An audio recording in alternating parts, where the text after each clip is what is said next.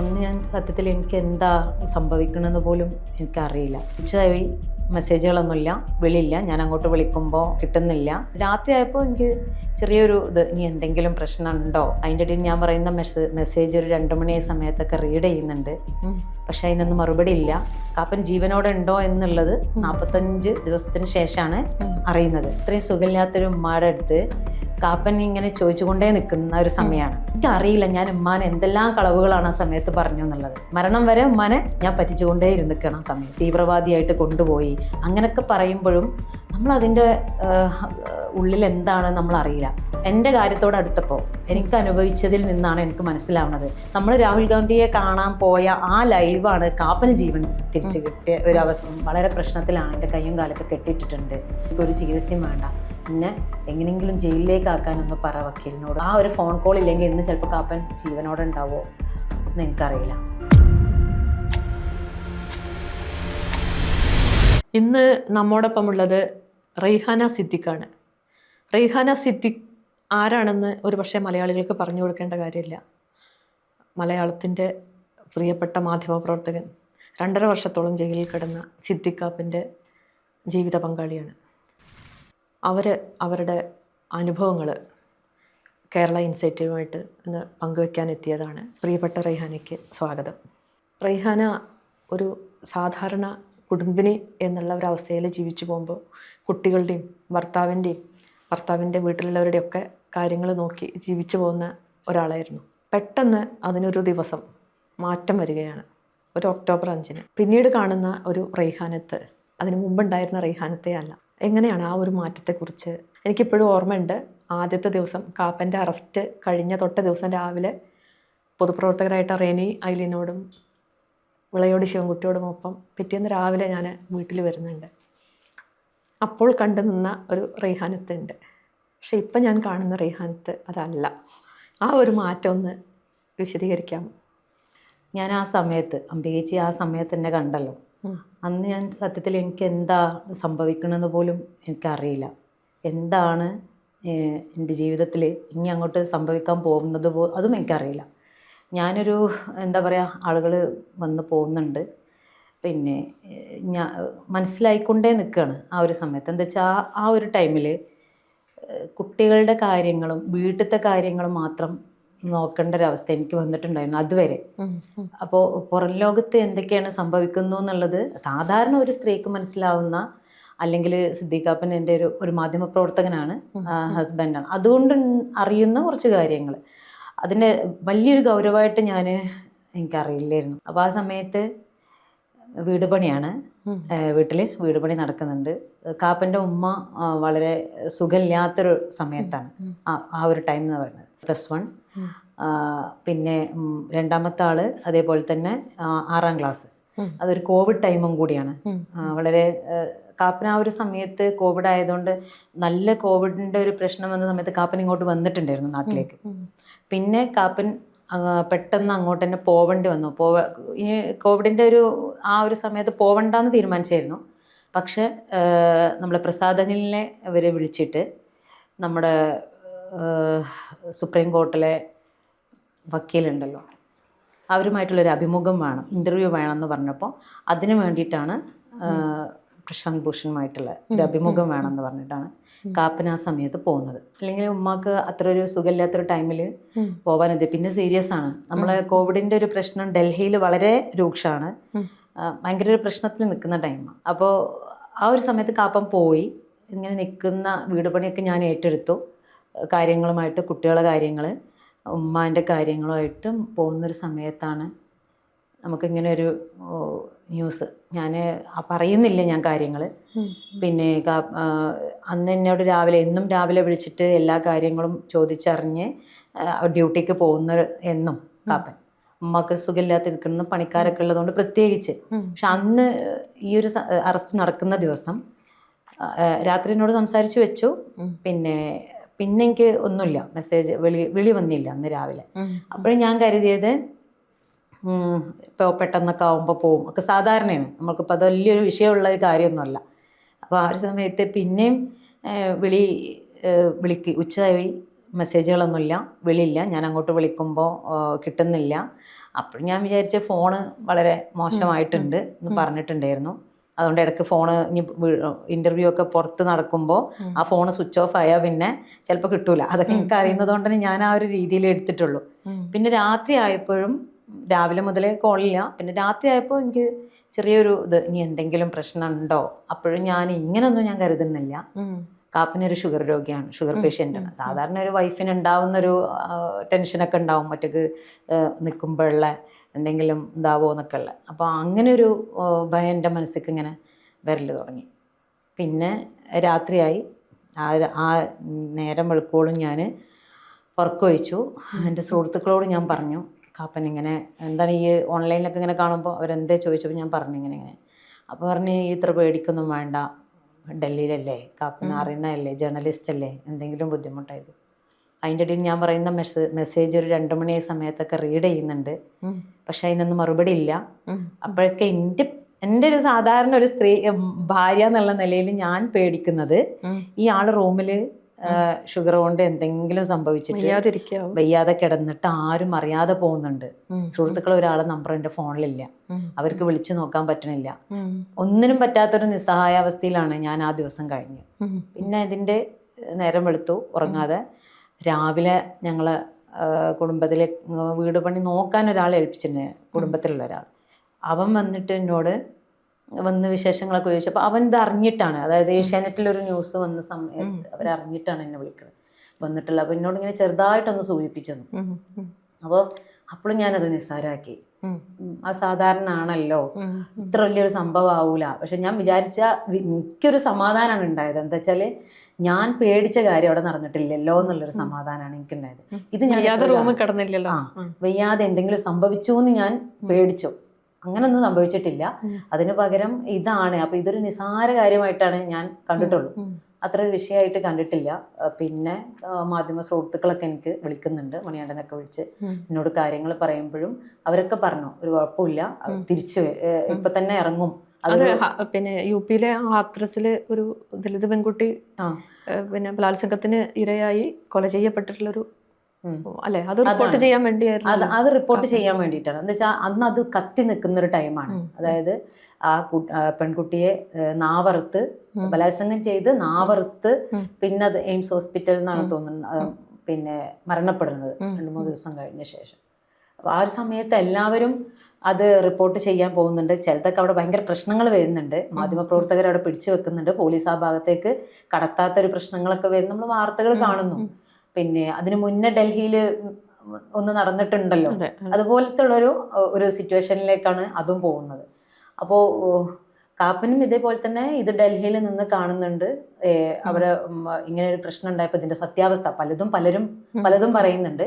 ഒരു ജേർണലിസ്റ്റ് എന്ന നിലയിൽ അവരുടെ സത്യാവസ്ഥ എന്താണ്, അവരുടെ മാതാപിതാക്കളെ കണ്ട് അവരെ ഇന്റർവ്യൂ ചെയ്ത് അതിന് സത്യാവസ്ഥ എന്താണെന്ന് അറിയാൻ ഒരു മാധ്യമ പ്രവർത്തകന്റെ കടമയാണ്. എന്തെങ്കിലും അഴിമുഖത്തിലാണ്, അഴിമുഖത്തിന് വേണ്ടിയിട്ട് റിപ്പോർട്ട് ചെയ്യാൻ വേണ്ടിയിട്ടാണ് കാപ്പൻ അന്ന് പോയിട്ടുള്ളത്.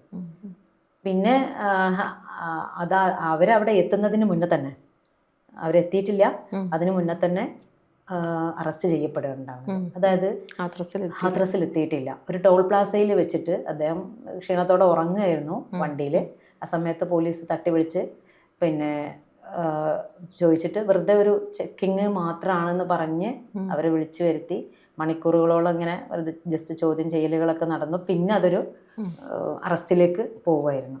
അപ്പോൾ വണ്ടിയിൽ കൂടെ ഉണ്ടായിരുന്നവരും കൂടെ ഡ്രൈവർ അടക്കം ആലം എന്ന് പറയും, അദ്ദേഹത്തെ അടക്കമാണ് 5 പേരായിട്ട് അവരെ അറസ്റ്റ് ചെയ്തിട്ടുള്ളത് ആ സമയത്ത്. അപ്പോൾ പിന്നെ നമ്മൾ കേൾക്കുന്നത് നമ്മളത് യൂണിയൻ്റെ ആളുകൾ നമ്മളോട് പറയുന്നുണ്ട്, എന്താ ഇപ്പോൾ വരും എന്നൊക്കെ പറയുന്നു. അപ്പോൾ ശരിക്കും KUWJ ഡൽഹി ഘടകത്തിന്റെ അവരാണ് നേതൃത്വത്തിലായിരുന്നു ഈ കാര്യങ്ങൾ. അവർ ഹേബിയസ് കോർപ്പസ് കാപ്പനും അതിൻ്റെ ഒരു അന്ന് KUWJ സെക്രട്ടറി ആയിരുന്നു, ഡൽഹി യൂണിയൻ സെക്രട്ടറി ആയിരുന്നു. ആ സമയത്ത് പിന്നെ എന്താ പറയുക, നമ്മളൊന്നും വിചാരിക്കുന്നില്ല ഇതൊരു വേറൊരു രീതിയിലേക്ക് പോകുന്നോ, അല്ലെങ്കിൽ അതിനൊരു വേറൊരു പിന്നെ രീതിയിൽ അത് എടുക്കുന്നോ ഒന്നും നമ്മൾ ആലോചിക്കണേ ഇല്ല. എനിക്കത് ചിന്തിക്കാൻ പോലും എന്താവണില്ല. അപ്പോൾ സമയത്ത് പിന്നെ പറയുന്നത് ഇതാ ഇപ്പം നമ്മളിപ്പോൾ എല്ലാവരും വരും, കാപ്പൻ ഇപ്പോൾ വിളിക്കും എന്നുള്ളൊരു രീതിയിൽ നിൽക്കുന്ന സമയത്താണ് പിന്നെ എനിക്ക് കോൾ അവിടെ നിന്ന് വരുന്നത്. അതല്ല, അതൊരു വേറെ രീതിയിൽ എടുത്തിട്ടുണ്ട് എന്നുള്ള UAP ഇട്ടിട്ടുണ്ട്, എന്തൊക്കെയോ ചതികൾ അവിടെ നടന്നിട്ടുണ്ട് എന്നുള്ളത് യൂണിയൻ എന്നെ വിളിച്ച് പറയുന്നു. അപ്പോഴാണ് എനിക്ക് ശരിക്കതൊരു ഷോക്കിലേക്ക് ഞാൻ മാറുന്നത്. ഇത് ഞാൻ വിചാരിച്ച പോലെ അല്ല കാര്യങ്ങൾ എന്നുള്ളത്. അപ്പം UAP എന്ന് പറയുമ്പോഴും ഇതിൻ്റെ ഗൗരവം എത്രത്തോളാണെന്നോ എത്രയാണെന്ന് ഞാൻ മനസ്സിലാക്കണില്ല. ഇതെന്തോ നല്ല കാര്യമായിട്ട് നടന്നിട്ടുണ്ട്, എന്തോ ഒരു പണി വന്നിട്ടുണ്ട് കാപ്പനെന്നല്ലാതെ എവിടേക്കാണ് ഇത് എടുക്കണമെന്നുള്ളത് എനിക്ക് അറിയില്ലായിരുന്നു. ആ സമയത്തേക്ക് മാധ്യമങ്ങളിൽ വലിയ തോതിൽ വാർത്ത വന്നു. പല രീതിയിലാണ് വന്നിട്ടുള്ളത്. അദ്ദേഹത്തെ തീവ്രവാദിയാക്കി മാധ്യമപ്രവർത്തകരെന്നുള്ള ആ ചങ്ങലൊക്കെ ഇട്ട് പിടിച്ചിട്ട് വലിച്ചു കൊണ്ടുപോകുന്ന രംഗങ്ങൾ വരെ ഉണ്ടായിട്ടുണ്ട്. പക്ഷെ ഞാനത് ആ സമയത്ത് കണ്ടിട്ടില്ല. അത് കണ്ടിട്ടില്ല. ചങ്ങലക്കിട്ട് വലിച്ചതൊക്കെ ഞാൻ കാണുന്നത് പിന്നെ ഒരു സമയത്താണ്. എന്ത് സംഭവിച്ചു എന്ന് നമുക്ക് മനസ്സിലാവണില്ല. അറസ്റ്റ് നടന്നു എന്ന് പറയപ്പെടുന്നു, പക്ഷേ ഈ ആൾക്ക് എന്താണ് സംഭവിച്ചതെന്ന് പിന്നെ ഞങ്ങൾ അറിയുന്നേ ഇല്ല. അങ്ങനെയാണ് ഹേബിയസ് കോർപ്പസ് ഹർജി അവരെ യൂണിയന് ഫയൽ ചെയ്യുന്നത്. നമുക്കറിയില്ല എന്താണ് സംഭവിക്കുന്നത്. കാപ്പൻ എവിടെ ജീവനോടെ ഉണ്ടോയെന്ന് പോലും പിന്നെയുള്ള ദിവസങ്ങളിൽ അറിയുന്നില്ല. കാപ്പൻ ജീവനോടെ ഉണ്ടോ എന്നുള്ളത് 45 ദിവസത്തിന് ശേഷമാണ് അറിയുന്നത്. അതുവരെ ആൾ ജീവനോടുണ്ടോ, ആൾക്ക് എന്ത് സംഭവിച്ചോ, പോലീസ് കസ്റ്റഡിയിലാണോ, അതെല്ലാം അദ്ദേഹത്തിന് വേറെ എന്തെങ്കിലും സംഭവിച്ചിട്ടുണ്ടോയെന്നൊന്നും നമ്മൾ അറിയുന്നില്ല. ആ 45 ദിവസം എന്ന് പറയുന്നത് വല്ലാത്തൊരവസ്ഥയിലൂടെയാണ് നമ്മൾ കടന്നു പോയിട്ടുള്ളത്. കുട്ടികളുടെ ഉത്തരവാദിത്തം, ഉമ്മയുടെ ഉത്തരവാദിത്തം. അതെ, അവര് ചെറിയ മക്കളാണ്. പിന്നെ നമ്മൾക്ക് ഇതുവരെ സംഭവിക്കാത്ത കാര്യങ്ങളാണ്. ഒരുപാട് ആളുകൾ നമ്മളെ വീട്ടിലേക്ക് വരികയാണ്.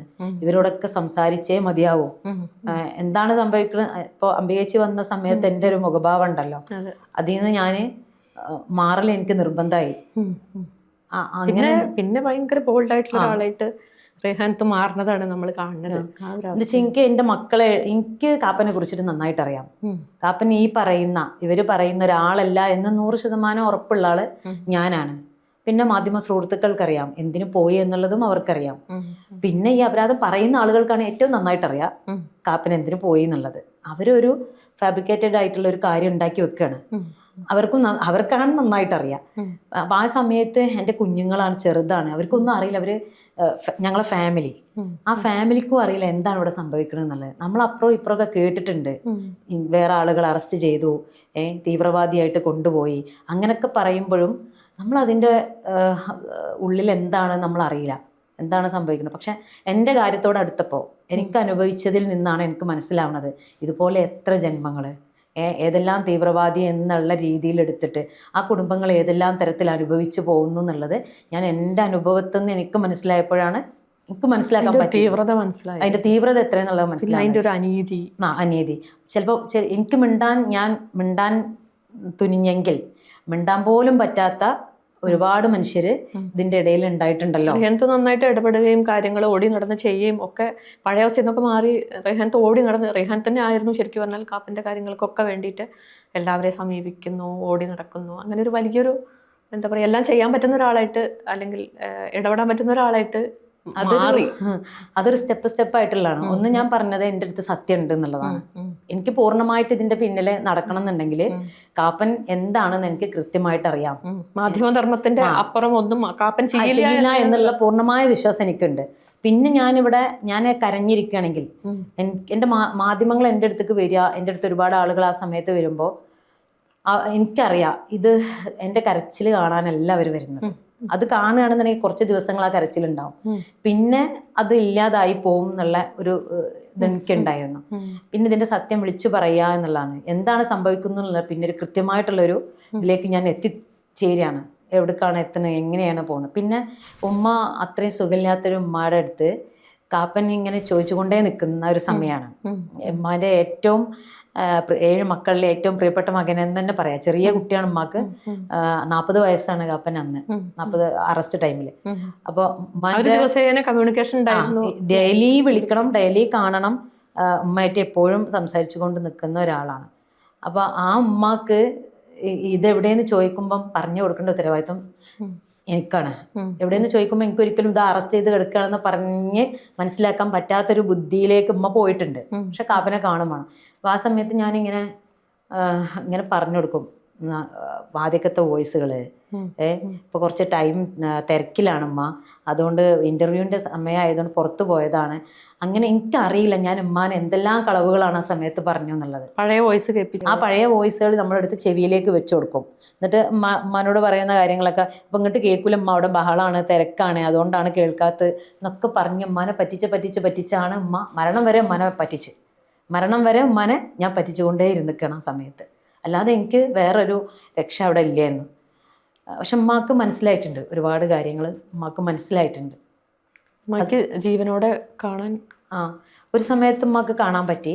സുപ്രീം കോടതിയുടെ ഇതിൽ ഉമ്മ സുഖമില്ലാതെ വളരെ സീരിയസ് ആയിട്ട് നിന്ന സമയത്ത് യൂണിയൻ വെച്ച വക്കീലുമായിട്ടൊക്കെ ബന്ധപ്പെട്ട് സുപ്രീം കോടതിയിലാണ് നിന്നിട്ടാണ് ഉമ്മാനെ കാണാൻ പറ്റിയത്. പക്ഷെ ഉമ്മയ്ക്ക് തിരിച്ച് അങ്ങോട്ട് ഉമ്മക്ക് പക്ഷെ ആ ഒരു സമയത്ത് കുറച്ചും കൂടി ജീവൻ വെച്ചിരുന്നു.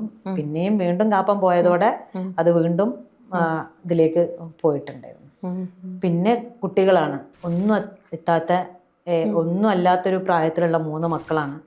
അവരെ കാര്യങ്ങൾ ഒരുപാട് കാര്യങ്ങൾ നോക്കുന്നുണ്ട്. കൗമാരപ്രായത്തിലെത്തിയവരാണ് ഒരാള്, അതിൻ്റെ താഴെയുള്ള മക്കളാണ്. അവര് മോളൊക്കെ ഇപ്പം എന്ന് പറയുമ്പോൾ 7 വയസ്സാണ്.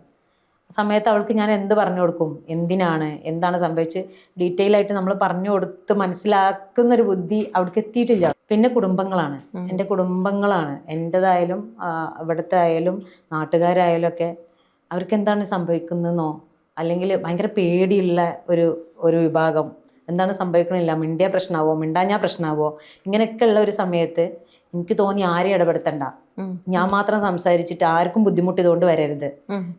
കാപ്പൻ്റെ കേസിൽ ഇടപെട്ടിട്ട് കുടുംബങ്ങൾക്ക് ആർക്കും അതുകൊണ്ട് ഒരു ബുദ്ധിമുട്ട് വരരുത് എന്നാണ് എൻ്റെ ഒരു തീരുമാനമായിരുന്നു. അല്ലാന്നുണ്ടെങ്കിൽ ഓരോരുത്തരും പറഞ്ഞാൽ അവർക്കൊക്കെ എന്തെങ്കിലും പലതും കേൾക്കുകയാണ്.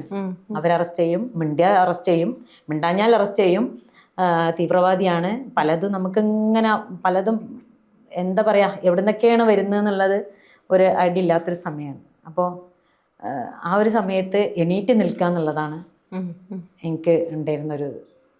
പിന്നെ ഇപ്പോൾ അറസ്റ്റിന് ശേഷം ഇപ്പോൾ നിയമപരമായിട്ടുള്ള കാര്യങ്ങൾ വലിയ പിന്തുണ പൊതുവെ ഇപ്പോൾ എന്താ പറയുക അവിടെ ആണെങ്കിലും UP കോർട്ടിലാണെങ്കിലും സുപ്രീം കോർട്ടിലാണെങ്കിലും ഒക്കെ കൂടെ നിൽക്കാൻ കുറേ നിയമസഹായം എത്തിച്ച് തരാനും ഒക്കെ ആൾക്കാരുണ്ടായി, വലിയ ഫീസൊന്നും വാങ്ങാതെ അല്ലേ, അങ്ങനെ അത്തരം അനുഭവങ്ങൾ. അപ്പോൾ അവിടെ അറ്റൻഡ് ചെയ്തിരുന്ന വക്കീൽ, അദ്ദേഹത്തെക്കുറിച്ചൊക്കെ ഓർമ്മ ഉണ്ടെങ്കിൽ അവരൊക്കെ.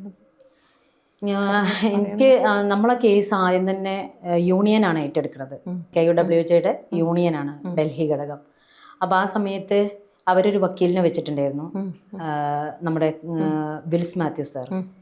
അവരാണ് ആ തുടക്കത്തിലുള്ള എല്ലാ കാര്യങ്ങളും, അതായത് തുടക്കത്തിൽ എന്ന് പറഞ്ഞാൽ ഭയങ്കര സങ്കീർണമാണ് കാര്യങ്ങളൊക്കെ. നമ്മൾക്ക് 45 ദിവസത്തിന് കാപ്പനെ കുറിച്ചിട്ട് ഒരു ധാരണയില്ല. കാപ്പന് ഹേബിയസ് കോർപ്പസ് ഹർജി ഫയൽ ചെയ്യാൻ കാരണം കാപ്പനെ കുറിച്ചിട്ട് ജീവനോടുണ്ടോ എന്നുള്ളത് അറിയില്ല. അതുകൊണ്ടാണ് ഹേബിയസ് കോർപ്പസ് ഹർജി യൂണിയൻ ഫയൽ ചെയ്യുന്നത്. വിൽസ് സാറാണ് അന്നത് ഏറ്റെടുത്തിരുന്നത്. അപ്പോൾ അവിടെ ഡൽഹിയിൽ അവർ ആ ഒരു കാര്യമായിട്ട് മുന്നോട്ട് പോകുമ്പോൾ നമ്മളെ പിന്നെ ഒരുപാട് ആളുകളുണ്ട്, ഒരുപാട് പിന്നെ ഡൽഹിയിലെ പത്രപ്രവർത്തകരായിട്ടുള്ള നല്ല മനുഷ്യർ എൻ്റെ കൂടെ നിന്ന് യൂണിയൻ്റെ ആളുകൾ. അപ്പോൾ അവർ വിൽസ് സാറ് നമ്പറൊക്കെ തന്ന് അവരായിട്ട് കോണ്ടാക്ട് ചെയ്യണം. എനിക്ക് ആദ്യമായിട്ട് ഞാൻ പറയുന്നത് വിൽസ് മാത്യു സാറെയാണ്. കാരണം എനിക്ക് ഒരു വക്കീൽ, സുപ്രീം കോർട്ടിലൊരു വക്കീലാണ് അദ്ദേഹം.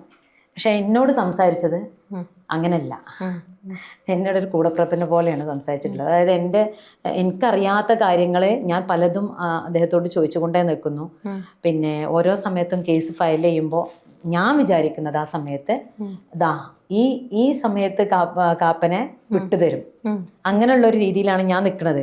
ഒരു കേസ് അങ്ങോട്ട് നടക്കുമ്പോഴേക്കും ഞാൻ ഇതപ്പം വരും ഇറങ്ങും എന്നുള്ള ഒരു പ്രതീക്ഷയിൽ നിൽക്കുന്ന മാനസികാവസ്ഥയിലുള്ള ആളോട് ഞാൻ എന്തൊക്കെയാ പറയാ ആ വക്കീലിനോട്. ആ വക്കീൽ എന്നെ പിന്നെ സമാധാനിപ്പിച്ചുകൊണ്ട് അത് സംസാരിക്കണം എന്നുണ്ടെങ്കിൽ ആ വക്കീൽ എത്രത്തോളം എഫേർട്ട് എടുത്തിട്ടുണ്ടാവും, അത്രത്തോളം അദ്ദേഹം ഞങ്ങൾക്ക് എൻ്റെ ജീവിതത്തിൽ മറക്കാൻ പറ്റാത്തൊരു വ്യക്തിയാണ് വിൽസ് മാത്യു സാർ.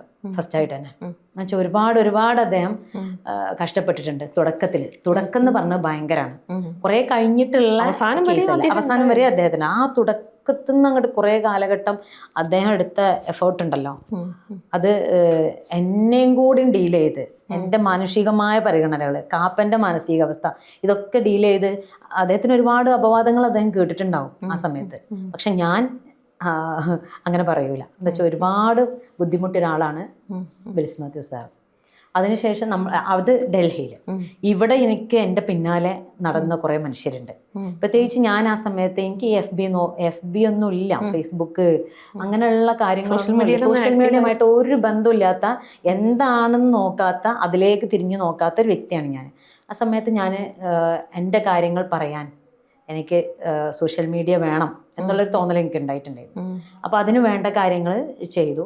അതിനുവേണ്ടി സഹായിച്ച നിന്ന ഒരുപാട് ആളുകളുണ്ട്. അതുപോലെ തന്നെ ഇവിടെ ഒരു എനിക്ക് വേണ്ടിയിട്ട്, കാപ്പന് വേണ്ടിയിട്ട് ഒരു ഐക്യദാർഢ്യ സമിതി രൂപപ്പെടുത്തുകയാണ്.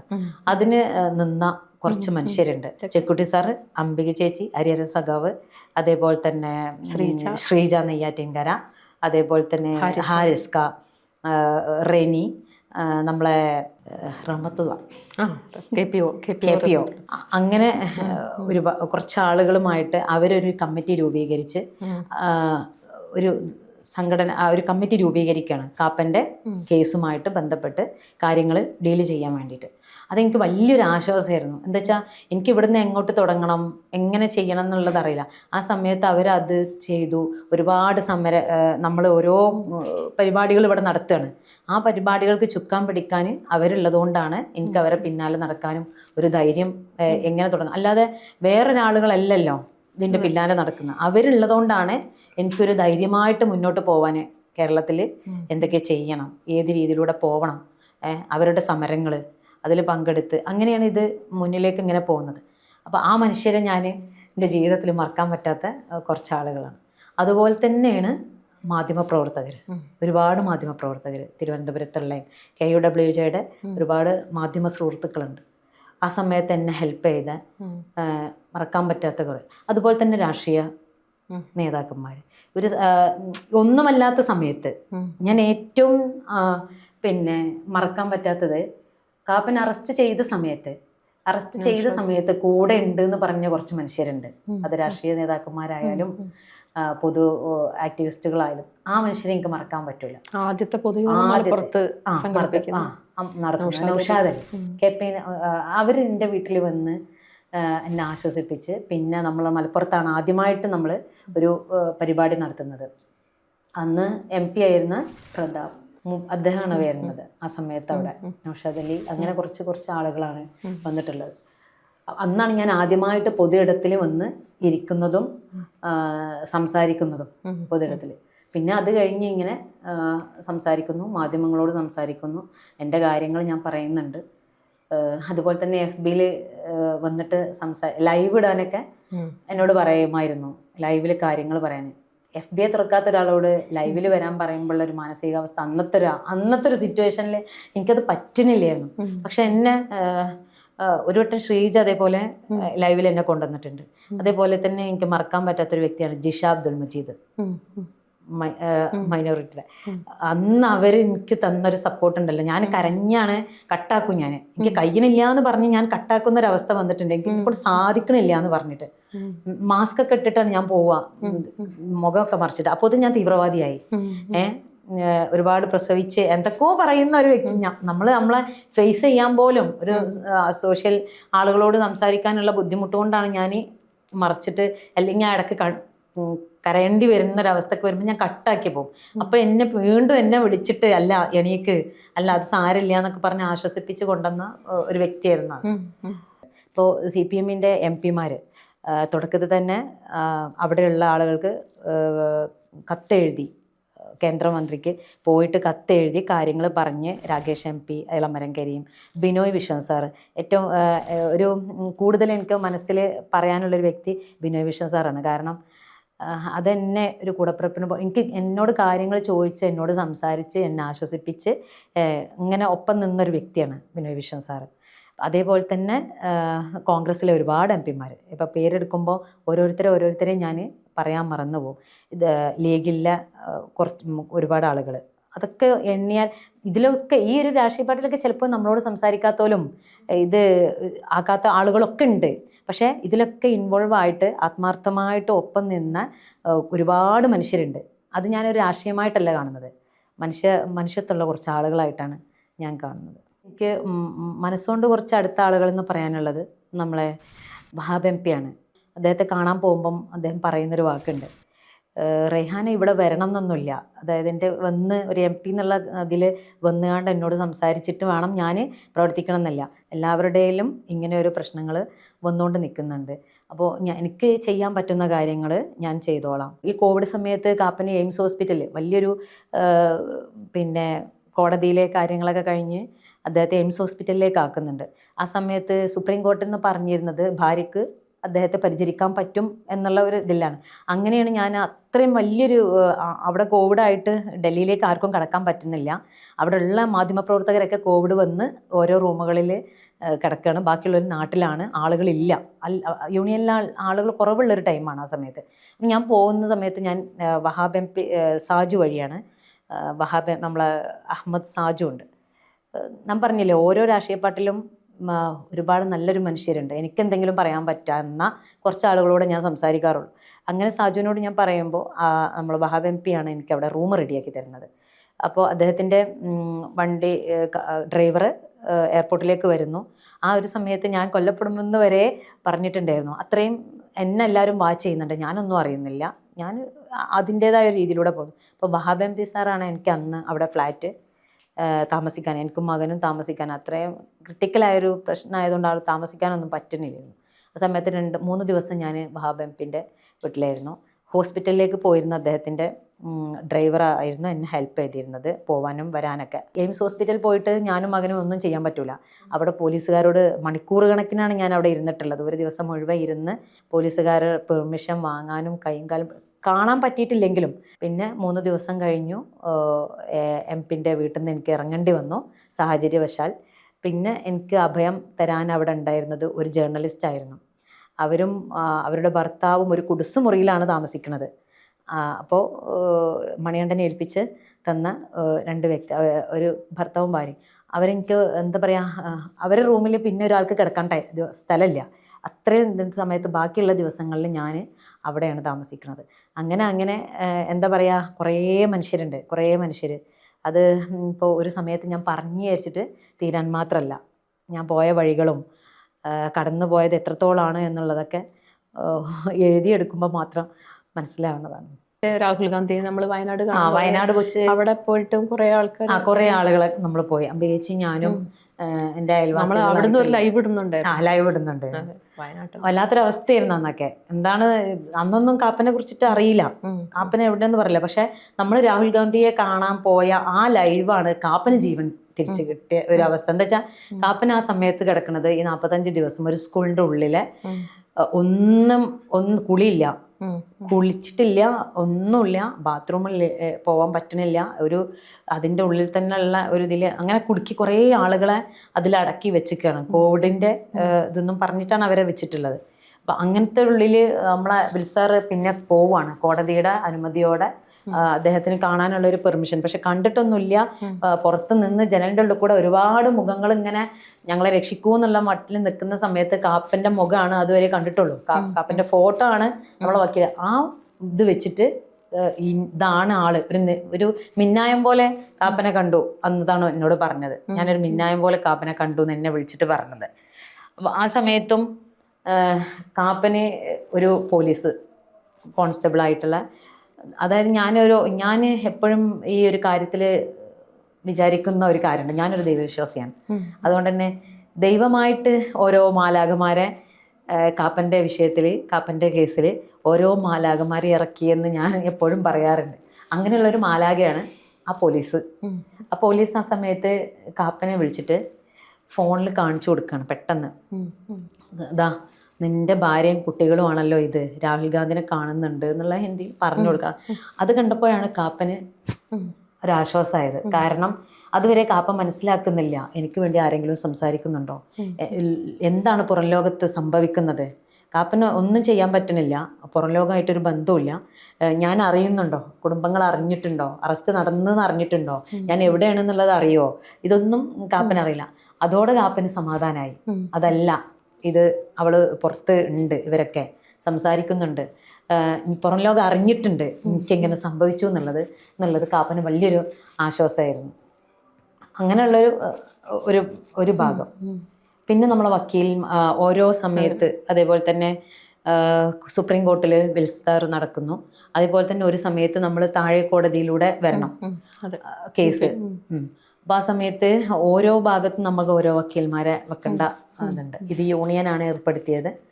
പിന്നെ അതേപോലെ തന്നെ ലക്നൗവിൽ നമ്മൾ വക്കീലിനെ വിൽസറിനെ ഏൽപ്പിച്ച വക്കീൽമാരെ വെക്കുന്നു. അത് കഴിഞ്ഞ് ഒരു ഘട്ടത്തിൽ നമ്മൾ അവിടുന്ന് തള്ളുന്നു.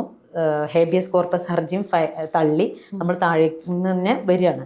അപ്പോൾ ആ സമയത്ത് നമ്മൾ അവിടെ വക്കീലിനെ വെക്കുന്നുണ്ട്. പിന്നെ ഹൈക്കോടതിയിലൊക്കെ വെക്കുമ്പോൾ നമ്മൾ പോകുന്നത് പിന്നെ ലക്നൗവിലെ വക്കീലിൻ്റെ അടുത്താണ്. അപ്പോൾ അങ്ങോട്ടൊക്കെ എത്തുമ്പോഴേക്ക് IB സിംഗ് ആണ്. IB സിംഗും അദ്ദേഹത്തിൻ്റെ മകൻ നിഷാൻ ബാഗേലുമാണ്. അപ്പോഴും എനിക്ക് എന്താ പറയുക, അംബേദ്കർ പറയണം എന്നുണ്ടെങ്കിൽ ഒരുപാട് ആളുകൾ അപ്പോഴും പിന്നിലുണ്ട്. അതായത് ഗീത മാം, നമ്മളെ ബോംബെയിലുള്ള ഗീത മാം, ഗീത ശേഷു ചെക്കുടി സാറിൻ്റെ സുഹൃത്താണ്. അദ്ദേഹം വഴി അങ്ങനെയാണ് എനിക്ക് വരുന്നത്. ഗീത ശേഷുവായിട്ട് അവർ പോയി സംസാരിക്കുകയാണ് ഓരോ ഭാഗത്ത് പോയിട്ടും ഈ കേസിൻ്റെ എന്താണ് സംഭവിക്കുന്നത്. അപ്പോൾ അവർ പറഞ്ഞിട്ടാണ് IB സിംഗുമായിട്ട് സംസാരിച്ച് നമ്മളായിട്ട് കോണ്ടാക്ട് ചെയ്ത് എനിക്ക് കാശ് വേണ്ട, വെറും പേപ്പറിൻ്റെ പൈസ എന്തോ ചെറിയ പൈസ അത്രേ ഉള്ളൂ, നമ്മൾ പേപ്പർ വർക്കിന് മാത്രമേ നമ്മളവിടെ കാശ് കൊടുക്കുന്നുള്ളൂ. ഒരിക്കലും ഞാൻ വേറൊരു കേസിന് വേണ്ടി ചോദിച്ചിട്ട് അവർക്കൊക്കെ എത്രയോ ഒരു ഹിയറിങ്ങിന് പോയാൽ തന്നെ ഒരുപാട് സർക്കാരിന്റെ കേസ് നടത്തിയിരുന്ന വക്കീലാണ്. അത്രയും വലിയ വക്കീലാണ്, അവിടുത്തെ ഏറ്റവും ടോപ്പ് വക്കീലാണ് അവർ ഞങ്ങളെ കേസ് ഏറ്റെടുക്കാന്ന് പറയാണ് ഫ്രീ ആയിട്ട്. ഇപ്പോഴും കേസ് നടത്തുന്നതും ഈ സമയം വരെ, ഈ നിമിഷം വരെ 5 വർഷമായി നമ്മുടെ കേസൊന്നും എവിടെ എത്താതെ നിൽക്കുകയാണ്. ഈ നിമിഷം വരെ IB സിംഗ് ആണ് അവിടെ നമ്മൾ ചെയ്തുകൊണ്ടിരിക്കുന്നത്. IB സിംഗ്, അദ്ദേഹത്തിൻ്റെ മകൻ നിഷാൻ ബാഗേൽ, അവരൊരു ഇതുണ്ട്, ഒരുപാട് ആളുകൾ, അവരാണ് ഈ കേസ് നോക്കുന്നത്. പിന്നെ നമ്മൾ സുപ്രീം കോർട്ടിൽ തന്നെ ആദ്യം തന്നെ ഈ കേസ് പിന്നെ വിൽസാറുണ്ട്. അത് പോരാതെ തന്നെ വലിയൊരു വക്കീലിനെ നമ്മൾ വിൽസാറായിട്ടും പിന്നെ കപിൽ സിബൽ സാറാണ്. കപിൽ സിബൽ സാറ് വരുന്നതും പിന്നെ നമ്മളെ പ്രശാന്ത് രഘുവംശം മാധ്യമ പ്രവർത്തകനും അദ്ദേഹത്തിൻ്റെ യൂണിയനിലെ ബാക്കിയുള്ള ആളുകളെല്ലാവരും കൂടിയിട്ട് അദ്ദേഹത്തോട് ചോദിക്കാൻ പോകണേ, കേസ് ഏറ്റെടുക്കുമെന്ന് ചോദിക്കുന്നു. ഒരു മാധ്യമ പ്രവർത്തകനായതുകൊണ്ടും സിദ്ദീഖ് അപ്പം ഇന്നസെൻ്റ് ആണെന്ന് അറിയുന്നത് കൊണ്ടും ഞാൻ ഈ കേസ് ഏറ്റെടുത്തോളാം എന്ന് അദ്ദേഹം പറയുകയാണ്. ആ സമയത്ത് തന്നെ ഇപ്പം നമ്മൾ കേസ് അവിടെ സുപ്രീം കോർട്ടിൽ വാദിക്കാൻ പോകുന്ന ആള് ആ സമയത്ത് തുടക്കത്തിൽ തന്നെ കപിൽ സിബൽ സാറാണ്. അതും എൻ്റെ അടുത്തുനിന്ന് ഒരു ഹിയറിങ്ങിന് അദ്ദേഹം വാങ്ങുന്ന കാശ് 20 ലക്ഷമാണെന്നൊക്കെ ഞാൻ പറയുന്നുണ്ട്. അങ്ങനെ നോക്കുകയാണെന്നുണ്ടെങ്കിൽ അദ്ദേഹം ഫ്രീ ആയിട്ടാണ് ഒരു 5 പൈസ ഞാൻ കൊടുത്തിട്ടില്ല. 5 പൈസയും. മറ്റേത് യൂണിയനാണ് പേപ്പർ വർക്കുകളൊക്കെ നോക്കുന്നത്, അതിൻ്റെ കാശ് അവരാണ് നോക്കുന്നത്. ഈ സിബിൽ സാർ ഇത്രയും ഇപ്പോൾ ഈ ഇതുവരെയുള്ള, അതായത് അദ്ദേഹത്തിൻ്റെ ജാമ്യം വരെയുള്ള ഹിയറിങ്ങിന് പോയിട്ടും എൻ്റെ അടുത്ത് നിന്നോ ഞങ്ങളുടെ കുടുംബത്തിൽ നിന്നോ യൂണിയനിൽ നിന്നോ തീരെ 5 കാശ് വാങ്ങാതെയാണ് അദ്ദേഹം നോക്കുക. അദ്ദേഹത്തിന് അറിയാം ഇതൊരു ഫാബ്രിക്കേറ്റ് കേസാണ്, അത് ഞാൻ ഏറ്റെടുത്തോളാം എന്ന് അദ്ദേഹം പറഞ്ഞതാണ്. ഒരു മാധ്യമ അവരോട് പറഞ്ഞാണ്, യൂണിയനുമായിട്ട് സംസാരിച്ചിട്ടാണ് അത് നടക്കുന്നത്. അപ്പോൾ അങ്ങനെ അവരായിട്ട് അങ്ങനെ സിബൽ സാറാണ്. അതായത് ഒരുപാട് വക്കീൽമാർ നമ്മളെ മുന്നിൽ അവരുടെ ഒരു പിന്നെ സ്വാർത്ഥമായിട്ടുള്ള ഇടപെടലുകളാണ് ജാമ്യത്തിലേക്ക് എത്തിച്ചിട്ടുള്ളത്. അപ്പോൾ പിന്നെ നമ്മൾ ഓരോ ഘട്ടത്തിലും നമ്മളിങ്ങനെ കേസുമായിട്ട് മുന്നോട്ട് പോയിട്ട് നിൽക്കണം. പിന്നെ നമ്മൾ പഠിക്കാതിരുന്നിട്ട് കാര്യമില്ല. കേസുമായിട്ട് ബന്ധപ്പെട്ട് നമ്മൾ പഠിക്കാതെ ഒരിക്കലും മറ്റുള്ളവരെ ഏൽപ്പിച്ചിട്ട് മിണ്ടാതിരുന്നാൽ അതെന്താവും എന്ന് എനിക്കറിയില്ലായിരുന്നു. ഞാനത് ഇരുന്ന് പഠിക്കലുണ്ടായിരുന്നു ആ സമയത്ത്. ഒന്നും അറിയാത്ത ഞാൻ പിന്നെ അത് ഇരുന്ന് ഉറക്കമൊഴിച്ച്, എന്തായാലും എനിക്ക് ഉറക്കമൊന്നുമില്ല ആ സമയത്ത്. അപ്പോൾ പിന്നെ തുടക്കം മുതൽ എനിക്കറിയാത്ത കാര്യങ്ങൾ ഒരുപാട് വക്കീലുമാരുമായിട്ട് ഞാൻ സംസാരിക്കും. വിൽസാറിൻ്റെ ഒന്നും ശരിക്കും ഞാൻ ഒരു ശല്യമായിട്ട് മാറിയിട്ടുണ്ട്. പക്ഷെ അദ്ദേഹം അത് കാണിച്ചിട്ടില്ലായിരുന്നു ഒരു സമയത്തും. എപ്പോഴും ഞാൻ ഇതെന്താണ് ഇങ്ങനെ, അതെന്താണ് ഇങ്ങനെ ചോദ്യം ചെയ്തുകൊണ്ടേ നിന്നിരുന്നു ഓരോ സമയത്തും. എന്തുകൊണ്ടാണ് ഇങ്ങനെ, ചിലപ്പോൾ കേസൊന്നും അത് തള്ളി അത് പിൻവലിച്ചു എന്ന് പറയുമ്പോൾ തുടക്കത്തിലൊക്കെ എനിക്ക് ഭയങ്കരമായിട്ട് പ്രശ്നങ്ങൾ വരുമായിരുന്നു. താങ്ങാൻ പറ്റാത്ത മൈഗ്രെയിനൊക്കെ വന്ന് ഉറക്കമൊഴിച്ച് കണ്ണൊക്കെ വീങ്ങി. ആ സമയത്തും നമ്മൾ താങ്ങാൻ അപ്പോൾ അവിടെ ഉണ്ടാവല് കുടുംബങ്ങളെക്കാളും അയൽവാസികളാണ്. എൻ്റെ നാട്ടുകാരായ എൻ്റെ സ്വന്തം വീടിൻ്റെ അടുത്തുള്ള കുറച്ച് ആളുകളെ എനിക്ക് പരാമർശിക്കാതിരിക്കാൻ പറ്റാത്ത കുറച്ച് ആളുകളുണ്ട്. മുഹമ്മദ് അലി കാക്ക, മുഹമ്മദ് അലി കാക്കയുടെ നമ്പർ എൻ്റെ ഫോണിൽ ഇപ്പോഴും ഉണ്ട്. അത് ഞാൻ സേവ് ചെയ്തിട്ടുള്ളത് നിന്ന് റൈഹാനാണ്. എൻ്റെ ഒപ്പം നിന്ന് കേസ് പഠിച്ച് ഒരിക്കലും എനിക്ക് മറക്കാൻ പറ്റാത്തൊരു മനുഷ്യനാണത്. അവർക്കും എല്ലാവരെ പോലെയും മിണ്ടാതിരിക്കാമായിരുന്നു, പേടിച്ചിരിക്കാമായിരുന്നു. അതൊന്നും അല്ലാതെ എൻ്റെ കൂടെ നിന്ന് എൻ്റെ കേസുകളുടെ എല്ലാ കാര്യങ്ങൾക്കും എൻ്റെ ഒപ്പം നിന്ന്, എനിക്ക് പോവേണ്ട ഭാഗങ്ങളിലൊക്കെ എൻ്റെ ഒപ്പം നിന്ന്, വീട്ടിൽ എന്താണ് സമയം. ഒരു ദിവസം പോലും മുഹമ്മദ് അലി കാക്ക രാത്രി ഉറങ്ങുന്നതിന് മുന്നേ അവർ ഫാമിലി വിളിച്ച് കാര്യങ്ങൾ അന്വേഷിച്ച് കേസിൻ്റെ കാര്യങ്ങളൊക്കെ ചർച്ച ചെയ്തിട്ടല്ലാതെ അദ്ദേഹം ഉറങ്ങാൻ പോവാറില്ലായിരുന്നു. നമ്മളത് ഒരു കേസിൻ്റെ ഒരു ടൈമിലെത്തുമ്പോൾ, അതായത് ഇവിടെ നിന്നൊക്കെ തള്ളി ഹൈക്കോടതിയും തള്ളി. അതായത് ഹൈക്കോടതിയിൽ നമ്മളെ കേസ് നോക്കിയിരുന്നത് പിന്നെ ഐബി സിംഗും അവരുടെ മകന് ഇഷാൻ ബാഗേൽ, പിന്നെ അതേപോലെ തന്നെ അവരുമായിട്ടുള്ള ആ ഗ്യാങ് അവരാണ് നോക്കിയിരുന്നത്. പിന്നെ അത് ഹൈക്കോടതിയിൽ നിന്ന് തള്ളുമ്പോൾ വീണ്ടും നമുക്ക് പോകാനുള്ളത് സുപ്രീം കോർട്ടിലേക്കാണ് പോവാനുള്ളത്. അപ്പോൾ പിന്നെ സുപ്രീം കോർട്ടിലാണ് അത് അവസാനമായിട്ട് കിടക്കുന്നത്. ആ സമയത്ത് നമുക്ക് കപിൽ സിബൽ സാർ ഓൾറെഡി അവിടെ ഉണ്ട് കാര്യങ്ങൾ ഡീൽ ചെയ്യാൻ. അതേപോലെ തന്നെ അദ്ദേഹത്തിൻ്റെ വക്കീൽമാരുണ്ട്, അവരായിട്ടൊക്കെ ഞാൻ സംസാരിക്കുന്നുണ്ട്. അപ്പോൾ നമ്മളെ അഡ്വക്കേറ്റ് ഹാരിസ് ബിരാനുമായിട്ടും കൂടി ഒന്ന് ചർച്ച. ഒരുപാട് നമ്മൾ ഒരാളെ വെച്ചിട്ടല്ല, ഒരുപാട് വക്കീൽമാരെ വെച്ചുകൊണ്ടാണ്. അപ്പോൾ ഒരുപാട് അവിടുത്തെ ഏറ്റവും വലിയ ടോപ്പ് ലോയർമാരൊക്കെ എന്നോട് സംസാരിച്ചിരുന്നു. പലരും വഴി എന്താ വെച്ചാൽ ഞങ്ങളിത് ഏറ്റെടുക്കാം, ഒരു പൈസ ഇല്ലാതെ ഫ്രീ ആയിട്ട് എല്ലാവരും ഏറ്റെടുക്കാൻ തയ്യാറായിരുന്നു. പക്ഷെ നമ്മളിങ്ങനെ ഓരോ ഘട്ടത്തിലെത്തുമ്പോൾ ഇപ്പോൾ ഞാനൊരു സർക്കിളിൻ്റെ ഉള്ളിലാണ് സാധാരണ ഉണ്ടാവാറ്. നീ അത് ചെയ്യരുത്, നീ അത് ചെയ്യേ, നീ ഇങ്ങനല്ല. ഇത്രയും ആളുകളുടെ ഇടയിൽ സ്വന്തമായിട്ടൊരു തീരുമാനം എടുക്കല് എൻ്റെ മാത്രം തീരുമാനങ്ങളാണ്. അതായത് എല്ലാം ഞാൻ കേൾക്കേണ്ടത് കേൾക്കും, തള്ളാനുള്ളത് തള്ളി. അതൊരു ഭയങ്കര ഒരു വിഷയമുള്ളതാണ്. നമ്മൾ പറഞ്ഞു പോകുമ്പോൾ നമുക്ക് എളുപ്പമുണ്ട്, പക്ഷെ നമ്മൾ അനുഭവിക്കുന്ന ആ തീരുമാനം എടുക്കുന്നതിലുള്ള എനിക്ക് ഒരുപാട് ആളുകളെ വിളിച്ച് ഒരുപാട് ആളുകളോട് ഞാൻ ചോദിച്ചു, ചെക്കുട്ടി സാറിനോടായാലും അംബേജിനോടായാലും ഇവിടെ അങ്ങനെ ചോദിച്ച്.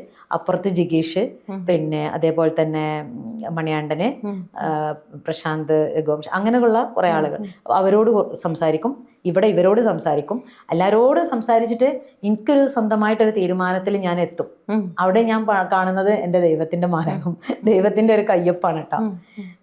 ഒരു എന്താണ് സത്യം, എന്തിലൂടെ പോകണം എന്നുള്ള നമ്മളെ കൈപിടിച്ച് നിൽക്കാനുള്ള ഓരോ ആളുകളാണ്. അങ്ങനെ ഞാൻ ഹാരിസ് കെയുമായിട്ട് സംസാരിക്കുകയാണ് വക്കീലായിട്ട്. ഒരു ദിവസം ഇവിടെ കോഴിക്കോട് വന്നപ്പോൾ ഇതിൻ്റെ ഇടയിൽ പറയുന്ന ഒരു വ്യക്തിയും കൂടി ഉണ്ട്. അവസാന ഒരു ലെവലിൽ എത്തിയ ശേഷം എത്തുന്നതാണ് അഡ്വക്കേറ്റ് ദാനിഷ്. എന്റെ കുടുംബാംഗം പേരാണ് അഡ്വക്കേറ്റ് മുഹമ്മദ് ദാനിഷ്. അദ്ദേഹത്തിന്റെ ജൂനിയറായിട്ട് എത്തുന്നത് ജൂനിയറാണ്. ആ സമയത്ത് എൻ്റെ കുടുംബമാണെന്നുണ്ടെങ്കിൽ ഞങ്ങൾ ബന്ധങ്ങളൊന്നുമില്ല, അപ്പോഴും എന്തെങ്കിലും കാണുന്ന ആ ഒരു ഇതേ ഉള്ളൂ. പക്ഷെ ഈ ഒരു സമയത്ത് കുറേ ഇപ്പോൾ നമ്മൾ ശശി തരൂർ ഇവിടെ വന്നൊരു സമയം ഉണ്ടായിരുന്നു. അദ്ദേഹമായിട്ട് സംസാരിക്കുന്നു. അദ്ദേഹം അത് നമ്മളിപ്പോൾ ഒരുപാട് ആളുകളോട് സംസാരിക്കുന്നുണ്ട്. ഞാൻ ആ സമയത്ത് ഇനി ഒരാളോടും സംസാരിക്കാത്തതോ വിളിക്കാത്തതോ ആയിട്ടോ ഇല്ല എന്നാണ് എൻ്റെ ഒരു തോന്നല്. കേരളത്തിലെ പൊളിറ്റിക്കൽ ലീഡേഴ്സ് എല്ലാവരുമായിട്ട്, എല്ലാ പൊളിറ്റിക്കൽ പാർട്ടിയുടെയും എല്ലാവരുമായിട്ടും ഞാൻ സംസാരിച്ചിട്ടുണ്ട്. പിന്നെ ഞാൻ എന്താ വെച്ചാൽ കാപ്പൻ്റെ ഡയറി ഉണ്ടാവും, ആ ഡയറി എടുത്ത് വെച്ചിട്ട് ഇത് വിളിക്കണ പണിയാണ്. ഓരോരുത്തർക്കും വിളിച്ച് ഓരോരുത്തരോട് സംസാരിക്കുക. ചിലപ്പോൾ MP സ്ഥാനം കഴിഞ്ഞ ആളുകൾക്ക് വരെ ഇന്നസെൻ്റ് ഒക്കെ കഴിഞ്ഞിട്ടുണ്ടായിരുന്നു. പക്ഷെ ഞാനിങ്ങനെ അത് നോക്കിയിട്ട് ഇങ്ങനെ വിളിക്കുമ്പോൾ കഴിഞ്ഞാത്തൊന്നുമില്ല, ഞാൻ ഇങ്ങനെ വിളിച്ചുകൊണ്ടേ നിൽക്കുകയാണ്. അങ്ങനെ പിന്നെ ശശി തരൂരുമായിട്ടൊക്കെ ബന്ധപ്പെടാനും കുറേ, ശശി തരൂരിന് ചിലപ്പോൾ കിട്ടാൻ ബുദ്ധിമുട്ടുള്ളുമ്പോൾ അതിന് കുറേ മെനക്കെട്ട ആളുകൾ അങ്ങനെ കുറേ ഉണ്ട്. അപ്പോൾ ആ സമയത്ത് പിന്നെ അവർ ദാനിഷ് എനിക്ക് കാപ്പനൊന്ന് കാണണം എന്നുള്ളൊരു ആഗ്രഹം അന്ന് മുതലേ ഉണ്ട്. പക്ഷെ ബിൽ സാർ പറയും പോവാനൊരു ചാൻസ് മധുരയിലില്ല, എനിക്ക് അവിടുന്ന് പോകാൻ പറ്റൂല, എനിക്ക് എന്തെങ്കിലും സംഭവിക്കും എന്നുള്ള പേടിയാണ് എല്ലാവർക്കും ഉണ്ടായിരുന്നത്. അങ്ങനെ ഒരു സിറ്റുവേഷൻ ആയിരുന്നു ആ സമയത്ത്. പിന്നെ കോവിഡ് ഭയങ്കര പ്രശ്നം. കോവിഡ് ഭയങ്കര വിഷയമാണ്. പിന്നെ എന്നെ കൊല്ലും, ഞാൻ പോയാൽ ചിലപ്പോൾ എനിക്കും കൂടി എന്തെങ്കിലും സംഭവിക്കും, അങ്ങനത്തെ ഒരു അവസ്ഥയാണ് UP-യിലുള്ളത്. അപ്പൊ നിങ്ങളെ പിടിച്ചിട്ടാൽ അങ്ങനെയൊന്നും ഉണ്ടായിട്ടുമുണ്ട്. ആ സമയത്ത് കുടുംബങ്ങളെ കാണാൻ പോയാൽ അവരെ പിടിച്ചു എന്നുള്ളൊരു വാർത്ത ഭയങ്കരമായിട്ട് വന്നിരുന്നു. അപ്പൊ എന്നെ സമ്മതിക്കുന്നില്ലായിരുന്നു. പിന്നെ മധുരയിൽ നിന്നും പിന്നെ ലക്നോ കോടതിയിൽ ജയിലിലേക്ക് മാറ്റി അദ്ദേഹത്തെ. ആ മാറ്റിയ സമയത്ത് പിന്നെ ഞാൻ പോവാൻ തയ്യാറാവുകയാണ്. അപ്പൊ എൻ്റെ ഒപ്പം കൂടെ പോരാനുള്ള ആള് അഡ്വക്കേറ്റ് ദാനിഷാണ്. മറക്കാൻ പറ്റാത്തൊരു വ്യക്തിയാണ്. എന്താ വെച്ചാൽ അത്രയും ബുദ്ധിമുട്ട് അദ്ദേഹം സഹിച്ചിട്ടുണ്ടാവും. എന്താ വെച്ചാൽ ഒരുപാട് ആളുകൾ വിമർശിച്ചിട്ടുണ്ടാവും, പോവണ്ടെന്ന് പറഞ്ഞിട്ടുണ്ടാവും. അതിൻ്റെയൊക്കെ നേരിന്റെ പക്ഷത്ത് ഞാൻ നിൽക്കട്ടെ എന്നുള്ള ഭയങ്കര ഒരു തീരുമാനമാണത്. പേടിയില്ലാതെ ഭയപ്പെടാതെ ഒരാൾ തയ്യാറാവുക എന്ന് പറഞ്ഞാൽ ആ സമയത്ത് ഭയങ്കര ഒരു സംഭവമാണ്. നമുക്കത് കുറച്ച് കൊണ്ടുപോകാൻ പറ്റാത്ത ഒരാളാണ് അഡ്വക്കേറ്റ് ദാനിഷ്. അവരാണ് എൻ്റെ കൂടെ വന്നിരുന്നത്. എന്തും സംഭവിക്കാം എന്ന് പറഞ്ഞൊരു സമയത്ത് എന്തും സംഭവിക്കാം, അറസ്റ്റ് ചെയ്യപ്പെടാം, എന്തും സംഭവിക്കാം, കാണാൻ പറ്റുമോ ഒന്നും നമുക്കറിയില്ല. ആ ഒരു സമയത്ത് വക്കീലുമായിട്ട് ഡീൽ ചെയ്യാനും, എൻ്റെ ഭാഷ എനിക്ക് പ്രശ്നമാണ്, എനിക്ക് തനിച്ച് പോകാൻ പറ്റാത്തൊരു പ്രശ്നങ്ങളുണ്ട്. ഹിന്ദി സംസാരിക്കാൻ അറിയാത്തയും വക്കീൽമാരായിട്ട് അവിടെയുള്ള വക്കീൽമാരായിട്ട് ഡീൽ ചെയ്യണമെങ്കിലൊക്കെ നല്ലൊരു വക്കീൽ എൻ്റെ കൂടെ തന്നെ വേണമായിരുന്നു. പിന്നെ കാപ്പന് ഇപ്പോൾ ജയിലിൽ വെച്ചിട്ട് തന്നെ കാപ്പന് 2 പ്രാവശ്യം വല്ലാതെ കോവിഡ് വലിയ പ്രശ്നമാവുകയും, ഒരു പ്രാവശ്യം എന്തൊക്കെയോ ബുദ്ധിമുട്ടുകൾ നേരിട്ടിട്ടില്ല. കോവിഡ് ടൈമിൽ തന്നെയാണ് കോവിഡ് വന്നു. ആ സമയത്ത് നമ്മൾ വിളിക്കുമ്പോൾ പനിയാണെന്ന് പറയുന്നു. സുഖമില്ല എന്ന് പറയുമ്പോൾ ഞാൻ പറയും ഡോക്ടറെ കാണിച്ചൂടെ, നമുക്ക് ഇവിടെ നിന്നാണ് ഡോക്ടറെ കാണിച്ചൂടെ എന്ന് പറയാൻ എളുപ്പമാണ്. അപ്പൊ ഈ പറയുന്ന പോലെ അല്ല, ഇത് ജയിലാണേ, വിചാരിച്ച പോലെ നമുക്കൊന്നും ചെയ്യാൻ പറ്റൂല എന്ന് പറയുന്നു. പിന്നെ എന്നെ അവിടുന്ന് വക്കീലൊരു ദിവസം വിളിച്ചിട്ട് പറയാണ്, അദ്ദേഹം പിന്നെ ഹോസ്പിറ്റലിലാണ്, ടെൻഷൻ എന്നാവണ്ട, വളരെ വിൽസാറിനെ വിളിച്ച് പറഞ്ഞു. വിൽസാറിനാണ് ടെൻഷൻ ആവണ്ട, എയിംസിലാണ്. അന്ന് എയിംസിൽ എത്തിയിട്ടില്ല, KM മെഡിക്കൽ കോളേജിലേക്ക്, അതായത് ലക്നൌവിലല്ല മധുരയിലുള്ള KM മെഡിക്കൽ കോളേജിലാണ് യു പി മധുരയില് അദ്ദേഹത്തെ അഡ്മിറ്റ് ചെയ്തിട്ടുണ്ട്. പേടിക്കൊന്നും വേണ്ട, ഭയപ്പെടാനില്ല എന്നാണ് അവിടുന്ന് പറഞ്ഞത്. അവര് സൂപ്രണ്ട് സൂപ്രണ്ട് വിളിച്ച് പറഞ്ഞതാണ് ഹോസ്പിറ്റലിൽ അഡ്മിറ്റ് ആയതെന്ന്. ആ ഒരു സമയം എന്ന് പറഞ്ഞത് വല്ലാത്തൊരു സമയമായിരുന്നു. എന്ന് വെച്ചാൽ അത് പറഞ്ഞപ്പോൾ തന്നെ എനിക്കത് വിശ്വസിക്കാൻ പ്രയാസം ഉണ്ടായിരുന്നു. അവിടെ കുഴപ്പമില്ല എന്ന് പറയുന്നതിനോട് ഇത്രയും കാലം ഇത്രയും അനുഭവിച്ച് എനിക്ക് മനസ്സിലാവും അവിടെ കുഴപ്പമുണ്ടോ ഇല്ല എന്നുള്ളത്. അപ്പോൾ ഞാൻ വക്കീലിനോട് പറഞ്ഞു, ഞാനത് വിശ്വസിക്കാൻ പ്രയാസമാണ്, എന്താണ് സംഭവിച്ചത് നമുക്ക് അറിയുന്നില്ലല്ലോ. നമ്മൾ വക്കീൽ ഓരോരുത്തരെയും ഏൽപ്പിക്കുന്നുണ്ട്, പക്ഷെ ഹോസ്പിറ്റലിലേക്ക് കാണാനൊന്നും പറ്റുന്നില്ല, എന്താണ് അവിടെ സംഭവിക്കുന്നത് അറിയില്ല. നമുക്ക് സൂപ്രണ്ട് പറഞ്ഞൊരു ഇത് മാത്രമേ ഉള്ളൂ, സൂപ്രണ്ടിന് പോലും അറിയില്ല ഹോസ്പിറ്റലിൻ്റെ ഉള്ളിൽ എന്താണ് സംഭവിക്കുന്നു എന്നുള്ളത്, ആർക്കും അറിയില്ല. ആ ഒരു സമയത്ത് അപ്പോഴും ഞാൻ കരഞ്ഞിരിക്കാനോ, കോവിഡ് എന്ന് പറഞ്ഞാൽ അന്ന് ഭയങ്കര ഒരു വിഷയമായിരുന്നു. കോവിഡ് ഉണ്ടോ, അതും UP-യിലാണ്, അവിടുത്തെ വളരെ വളരെ മോശമായി നിൽക്കുന്ന അവസ്ഥയിലാണ്. ശവങ്ങളൊക്കെ പുഴയിലൂടെ എറിയപ്പെടുന്നു, കത്തിക്കുന്നു, ഭയങ്കര വിഷയമുള്ള സമയം. അപ്പോൾ ഇങ്ങനെ ഒരു അറസ്റ്റ് ചെയ്ത് ഉള്ള ഒരാളെ, ഒരു കോവിഡായിട്ട് മരിച്ചു, എന്തും അവിടെ സംഭവിക്കാം, എന്തും സംഭവിക്കുന്ന ഒരവസ്ഥയിലാണ്.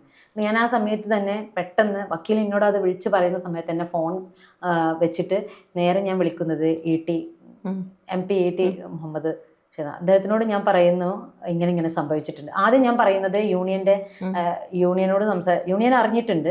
പിന്നെ നമ്മൾ അറിയാത്തത് നമ്മുടെ ഈ ഒരു ഇതുണ്ട്, ഐക്യദാർഢ്യ സമിതിയിൽ ഞാനൊരു വോയിസ് വിടാൻ എനിക്ക് ടൈമുള്ളൂ. വളരെ വെപ്രാളപ്പെട്ടുകൊണ്ടൊരു വോയിസ് ഞാൻ അതിലിടുന്നുണ്ട് ആ സമയത്ത്. കാപ്പന് ഇങ്ങനെ സംഭവിച്ചിട്ടുണ്ട്, എന്തെങ്കിലും ചെയ്യണം എന്ന് പറഞ്ഞു. അത് കഴിഞ്ഞ് പിന്നെ ശ്വാസം വിടാതെ MP-മാർക്ക് വിളിക്കാന്നുള്ളതാണല്ലോ.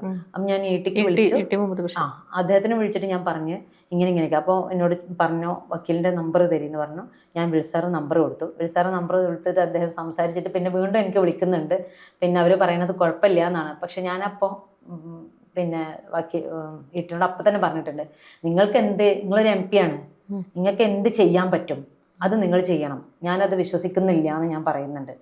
അവിടെ UP-യിലാണ് ഇങ്ങനത്തെ ഒരു സിറ്റുവേഷനിൽ നിൽക്കുന്നത്. ഹോസ്പിറ്റലിൽ നമുക്ക് തെളിവടക്കം ഇല്ലാതെ ആ ആൾക്ക് എന്ത് സംഭവിച്ചു എന്ന് ഞാൻ വിശ്വസിക്കൂല, സൂപ്രണ്ട് പറയുന്നതും ഞാൻ വിശ്വസിക്കൂല എന്ന് പറഞ്ഞ് ഞാൻ വെക്കാണ് ഫോൺ. അത് കാപ്പന് ഒരു ഫോൺ കോൾ വരികയാണ്.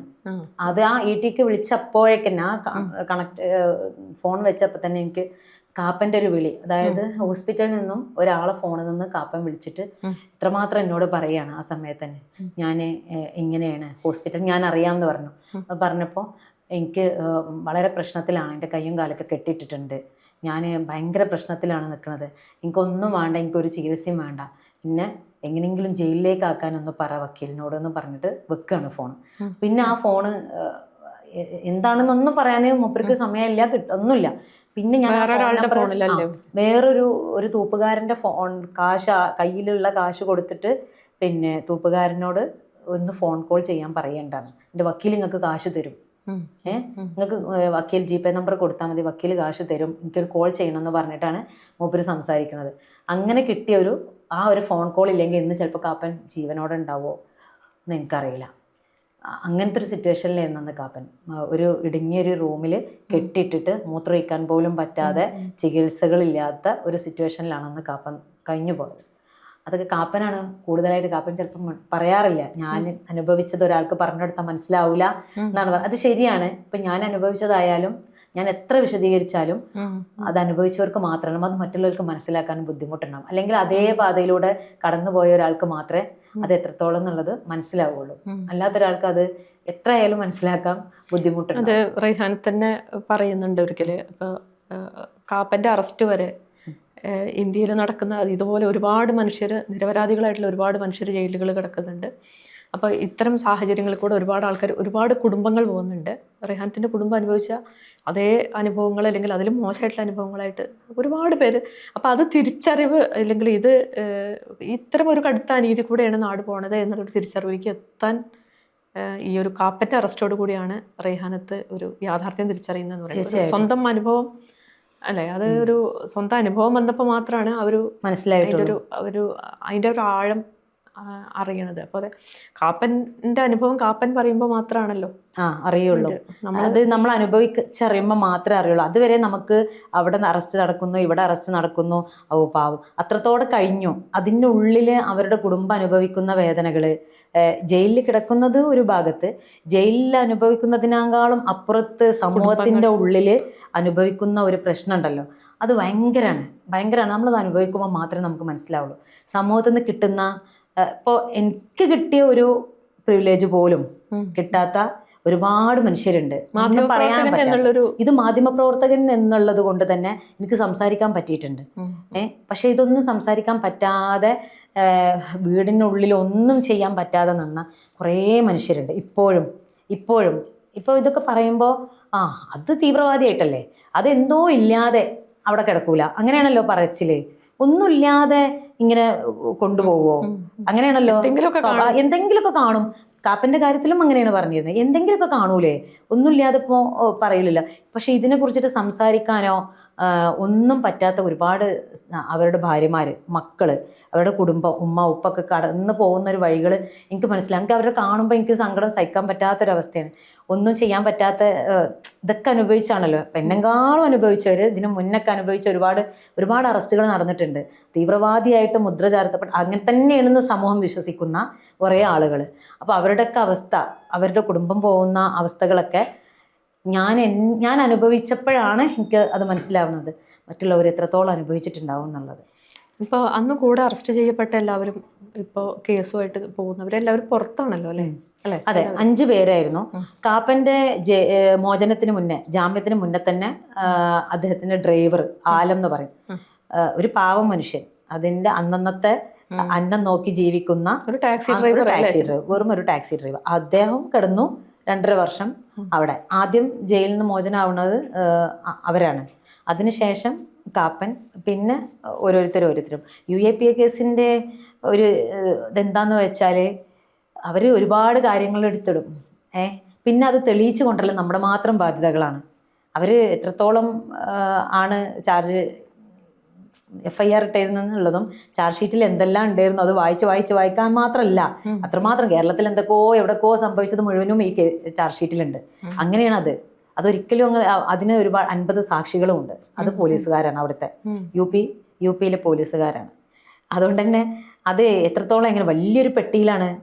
അപ്പോൾ ഇതിനേക്കാളും വലിയ പെട്ടികളും ഒക്കെ ഉള്ള അറസ്റ്റ് ചെയ്ത ആളുകളുണ്ട്, മനുഷ്യരുണ്ട് UAPA കേസിൽ.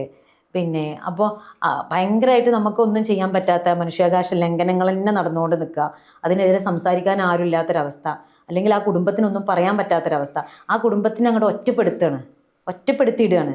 പിന്നെ നോക്കുന്നത് എന്തോ ഒരു ഭീകരജീവിയായിട്ടും ആ ഫാമിലിയൊക്കെ. പക്ഷെ ഇപ്പോൾ എനിക്ക് തോന്നുന്നുണ്ട് കുറേയൊക്കെ മാറ്റങ്ങൾ വരുന്നുണ്ട് എന്നുള്ളത് എനിക്ക് തോന്നുന്നുണ്ട്. ആദ്യത്തെ ഒരു ഘട്ടം കാപ്പൻ്റെ അറസ്റ്റിന് മുന്നേ ഉള്ള ഒരുപാട് ആളുകൾ ജീവിച്ചു പോയൊരു ജീവിതം എന്തായിരിക്കും എന്ന് ആലോചിക്കാനേ ഉള്ളൂ. അവരെ ഭാര്യമാർ തീവ്രവാദികളാക്കും. ഞാൻ തന്നെ ഒരുപാട് ആളുകളുടെ ഇടയിൽ തീവ്രവാദിയാണ്. ഞാൻ ഷോൾ ഇടുന്നത് തീവ്രവാദമാണ്. 3 മക്കളുണ്ടാവുന്നത് പെറ്റുകൂട്ടുക എന്നുള്ളത്. അങ്ങനെ ഒരുപാട് എനിക്ക് തോന്നുന്നുണ്ട്. കുറേ ഇങ്ങനത്തെ ചാനലുകളൊക്കെ എന്നെ കൊണ്ടാണ് അന്നം ഉണ്ടാക്കണമെന്ന് വിചാരിക്കലുണ്ട്. അതിന് മാത്രമാണ് എന്നെ കുറിച്ചിട്ടൊക്കെ അവർ എഴുതി കൂട്ടി ഉണ്ടാക്കണം. ഓരോ ആഴ്ചകളിലും ഓരോ വലിയ തലക്കെട്ടൊക്കെ കൊടുത്ത് വലിയ പ്രശ്നങ്ങളൊക്കെ ആക്കി കണ്ട് അത് വായിക്കാൻ ഒരുപാട് ആളുകൾ, അതൊക്കെ വിശ്വസിക്കാൻ കുറേ ആളുകൾ, ഇതൊക്കെ സത്യമാണെന്ന് പറയുന്നത്, അതൊക്കെ വായിക്കുന്ന നമ്മുടെ അവസ്ഥ ഉണ്ടല്ലോ, നമ്മൾ കാണുന്നത്. നമ്മളൊന്നും കാണാത്താണ്. ഓരോരുത്തർ ഇട്ട് തരും ഇതെന്താ, അപ്പോൾ പറയും സാരില്ല, അത് കുഴപ്പമില്ല. ഇന്നിപ്പോൾ അത് ഞാൻ ചിരിച്ച് തള്ളാൻ എനിക്ക് പറ്റും. ഇതിങ്ങനെയൊക്കെ തന്നെയാണ്, ഇവരിത് പറഞ്ഞുകൊണ്ടേ നിൽക്കും എന്ന് മനസ്സിലാക്കാനുള്ള അത് അതേ രീതിയിൽ എടുക്കാൻ എനിക്ക് പറ്റുന്നുണ്ട്. കുട്ടികൾ എങ്ങനെ, ഇപ്പോൾ കുട്ടികൾ ശരിക്കും ഇപ്പോൾ വലിയ കുട്ടികളായി, കുറേ കാലമായല്ലോ ഈ കാര്യം. അപ്പോൾ അവരെങ്ങനെയാണ് ഈ കാര്യങ്ങൾ, ഇപ്പോൾ ഇതിൻ്റെ ഒരു രാഷ്ട്രീയത്തൊക്കെ തിരിച്ചറിയാനായോ മക്കൾക്ക്? മോള് ചെറിയ ക്ലാസ് പഠിക്കുമ്പോൾ തന്നെ നടത്തിയിട്ടുള്ളൊരു പ്രസംഗം ഒരു പക്ഷേ വൈറലായിട്ട്, ഞാൻ മെഹനാസ് കാപ്പൻ, ഒരു പൗരന്റെ എല്ലാവിധ സ്വാതന്ത്ര്യവും തകർത്ത് ഇരുട്ടറയിൽ തളക്കപ്പെട്ട മാധ്യമപ്രവർത്തകൻ സിദ്ദീഖ് കാപ്പന്റെ മകൾ. എനിക്ക് തോന്നുന്നു വിദേശ രാജ്യങ്ങളിലെ മാധ്യമങ്ങളിൽ വരെ അത് എത്തുണ്ടായി മോളുടെ ഒരു പ്രസംഗമൊക്കെ. അപ്പോൾ കുട്ടികളെങ്ങനെ ഈ ഒരു ഇന്നത്തെ ഇന്ത്യൻ സാഹചര്യത്തെക്കുറിച്ച് കുട്ടികൾ അവർ മനസ്സിലാക്കുക എങ്ങനെയാണ്, അതിനെക്കുറിച്ച് എന്താണ് തോന്നുന്നത്? അന്ന് മോൾക്ക് ഞാൻ പറഞ്ഞല്ലോ 2ാം ക്ലാസ്സിൽ പഠിക്കുന്ന കുട്ടിയാണ്. നിങ്ങൾക്കറിയാലോ ഒരു കുഞ്ഞ് എങ്ങനെയായിരിക്കും ഒരു ഉപ്പാൻ്റെ, പ്രത്യേകിച്ച് പെൺകുട്ടികൾക്ക് ഉപ്പായോടുണ്ടാവുന്ന, അല്ലെങ്കിൽ ഉപ്പാക്ക് പെൺകുട്ടികളോടുണ്ടാവുന്ന മക്കളെങ്കിൽ നല്ല ഫ്രണ്ട്ലിയാണ്, മൂത്ത മകനായാലൊക്കെ. അപ്പോൾ അവർക്ക് ഉപ്പാനെ കുറിച്ചിട്ട് നല്ല ബോധ്യമുണ്ട്. ഇപ്പം എന്താണെന്നുള്ളതും ഏറ്റവും നന്നായിട്ട് അറിയലും മക്കൾക്കാണ്. മോള് ചെറുതാണ്. മോൾക്കൊക്കെ ഞാൻ പറഞ്ഞു കൊടുക്കുമ്പോൾ പിന്നെ ഇവളിങ്ങനെ കണ്ടുകൊണ്ടേ വളരുകയാണ്. പിന്നെ ഉള്ളതെന്ന് പറയണത് ഞാൻ പോകുന്ന വഴികളിലൂടെ അവളുണ്ട്.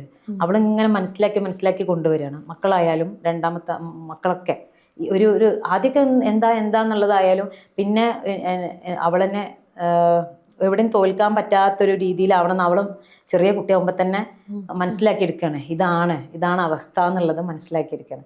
ആ സമയത്താണ് അവൾ ഇൻഡിപെൻഡൻസ് ഡേ വരുന്നു, സ്കൂൾ ലീഡറാണ്, സംസാരിക്കണം എന്ന് പറയുന്നു. സംസാരിക്കാൻ ഞാൻ വിഷയം എഴുതി കൊടുക്കുന്നു. ആ സമയത്ത് അവൾ എന്നോട് ചോദിക്കുന്നുണ്ട്, സ്വാതന്ത്ര്യം കിട്ടാത്ത ഉപ്പച്ചിക്കും വേണ്ടിയിട്ട് സ്വാതന്ത്ര്യദിനത്തിൽ ഞാൻ എന്ത് പറയുന്നു എന്നുള്ളൊരു ചോദ്യം എൻ്റെ അടുത്ത് വന്നപ്പോഴാണ് ഞാനത് എഴുതുന്നത്. അങ്ങനെ ഒരു വിഷയം ഞാൻ അവൾക്ക് കൊടുക്കുന്നത്. അതത്രയും കേരളത്തിലല്ല, ഇന്ത്യയിലുമല്ല, ഇന്ത്യയുടെ പുറത്ത് തന്നെ അത് വലിയൊരു സംസാര വിഷയമായി. എല്ലാവരും അത് കേട്ടു, അവളുടെ സംസാരം കേട്ടിട്ടുണ്ട്. ഒരുപാട് ആളുകൾ അവൾക്കൊപ്പം നിന്ന് സംസാരിച്ചിട്ടുണ്ട്.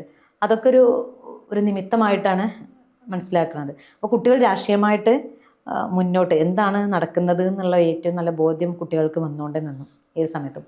മൂത്ത മകനായിരുന്നു പിന്നെ എൻ്റെ കൂടെ ഓരോ ഒപ്പം ഒരു നിഴലായിട്ട് എൻ്റെ കൂടെ ഉണ്ടായിരുന്നു. ഓരോ ഭാഗത്തേക്ക് പോകുമ്പോഴും ഡൽഹിയിലും ലക്നൗവിലൊക്കെ പോകുമ്പോൾ അവളെ വളരെ സ്ട്രോങ് ആയിട്ട് എൻ്റെ മുന്നിൽ +2 +1 ഉണ്ടായിരുന്നു.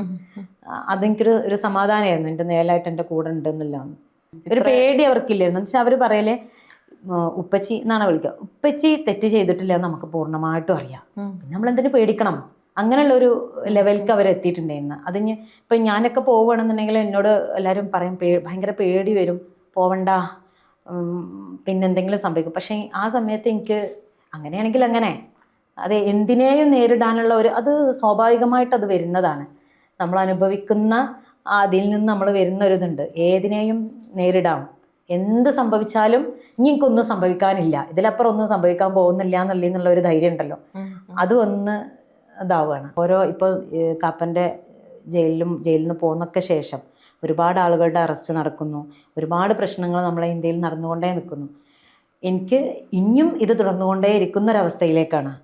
ഇതിന്നൊരു മോചനമില്ല. പിന്നെ നമുക്ക് ചെയ്യാനുള്ളത് എന്താണെന്ന് വെച്ചാൽ ഇതിനെതിരെ സംസാരിച്ചു കൊണ്ടേ നിൽക്കുക. ഇതിനെതിരെ പ്രതികരിക്കാതെ പേടിച്ചിട്ട് പ്രത്യേകിച്ച് കാര്യങ്ങളൊന്നും നടക്കില്ല. ഇപ്പം നമ്മളെന്തെങ്കിലും പറയുകയാണെങ്കിൽ, നമ്മളെന്തെങ്കിലും ഒരു പോസ്റ്റ് ഇടുകയാണെങ്കിൽ അപ്പോൾ അത് ആ ഫോട്ടോ വെച്ച് അത് വലിയ എന്തോ ഒരു സംഭവമാക്കി കാപ്പൻ അങ്ങനെ പറഞ്ഞു, കാപ്പൻ്റെ വൈഫ് അങ്ങനെ പറഞ്ഞു എന്നൊക്കെ പറഞ്ഞാണ്ട് ഓരോരുത്തർ ഓരോന്ന് പറഞ്ഞ് ഉണ്ടാക്കിക്കൊണ്ട് നിൽക്കുന്നുണ്ട്. പക്ഷെ അതിന് പേടിച്ച് നിൽക്കാൻ കഴിയൂല.